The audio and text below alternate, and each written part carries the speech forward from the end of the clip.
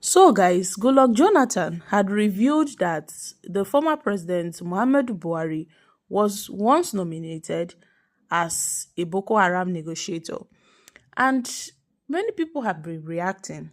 Why didn't he say this a long time ago? Why didn't he use this as a campaign ad in 2015?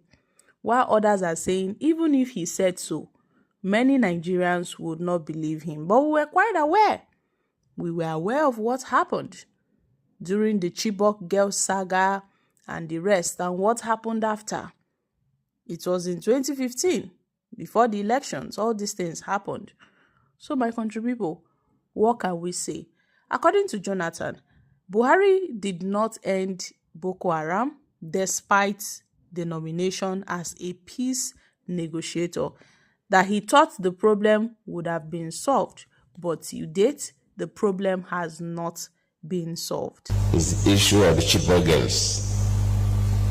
It's a scar that I will die with. But later on, people may know a little more details.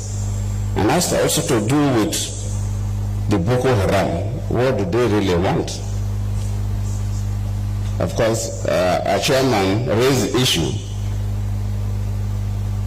when interviewed some of them, and they gave him some perspective. But probably one day I pray that some of the Boko Haram leaders may be literate enough to document what they have done, so that people will really know what they wanted. Because it's like the story of the Nigerian Civil War. If you read one of the books, My Command, I think it's one of the first books that came out from President Obasanjo, because he was there. Then Ojukwu wrote his own, Because I Am Involved. So when those who were involved in something say it, you get a different perspective. If you go through a research, interview a lot of people, yes, you'll get part of the story, but you will never get the full story of the Boko Haram. Because I was there. The Boko Haram started 2009 when I was the vice president to late Yaradua. Now, of course, I took over 2010 for 5 years, battling with the Boko Haram until I left. I thought that immediately I leave, within a reasonable time, late General Buhari was going to wipe them out, but till today, the Boko Haram is still there. So the issue of Boko Haram is a little more complex than sometimes we can conjecture. In 1999, when Obasanjo became a president, we had some issues in the Southwest. But government was able to bring it down because there was a clear focus, there was clear reason, and government was able to. Then we had issues in the Niger Delta. And when I became the vice president, one of the major things I did was to visit the most dangerous camp of the militants in the Niger Delta. I remember when we flew down to Warri, by the time we got to the waterfront to take boats to that camp, they sent information to us that anybody following me must not carry weapon. My ADC, my CSO, that nobody should carry a weapon. In fact, the Commissioner of Police of Delta State said, Vice President, no, you will not go there. The State Director of SSS to say, no, I will not go. I told them I will go. So even my officers, my ADC, my CSO and so on, they handed over their guns to the CP and the SDS of Delta State. And none of them carried a weapon. When we landed at the camp, these boys lying up one this way, one road this way, with their assault rifles, just facing the bush, not even looking at my direction as if there was nothing happening. We marched through them, we passed through them, sorry. We had a meeting with their leaders and so on. We had spent almost 1 hour there. When we came back, that was the beginning of solving the the Niger Delta crisis. And we were able to get through. At least now there's reasonable peace in the Niger Delta. If you, like Busafuka mentioned, the 82 and 83, when we have the Maitasile religious crisis in this country,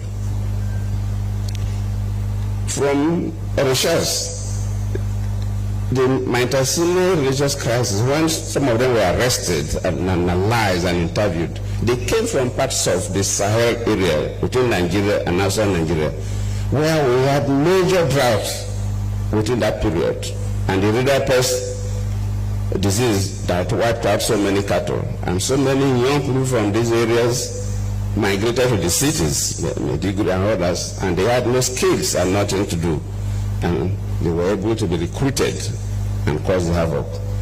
Luckily, it was a military government then, so when the military intervened, they were able to bring it down because there was a clear reason. A reason of young people who were looking for survival, but they had no skills, and so on and so forth.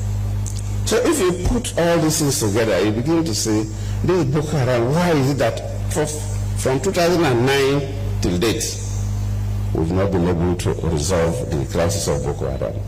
So just like Bishop Kuka tried to raise some fundamental issues, and you value the weapons, then you know that these are not hungry people. So the soldiers that sometimes capture some of the weapons will see better. But the weapons they use, the ammunitions they use, sometimes they even have more ammunitions than our soldiers.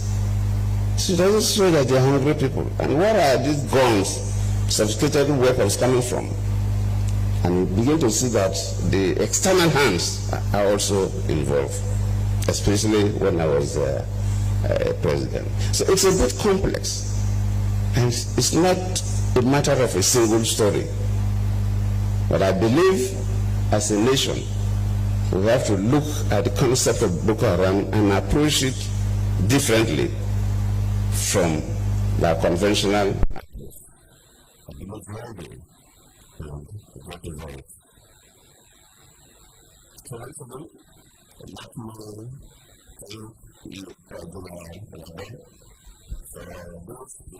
I always appreciate people who clearly document events, so that maybe sometimes when we write our own, we'll borrow from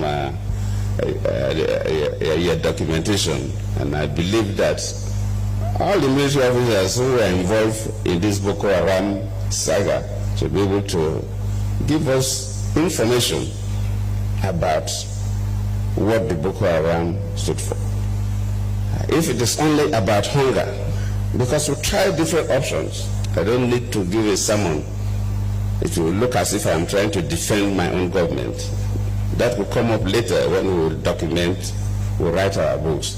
But I believe we took different options, we set different committees. We tried our best within that 5 years that I was there.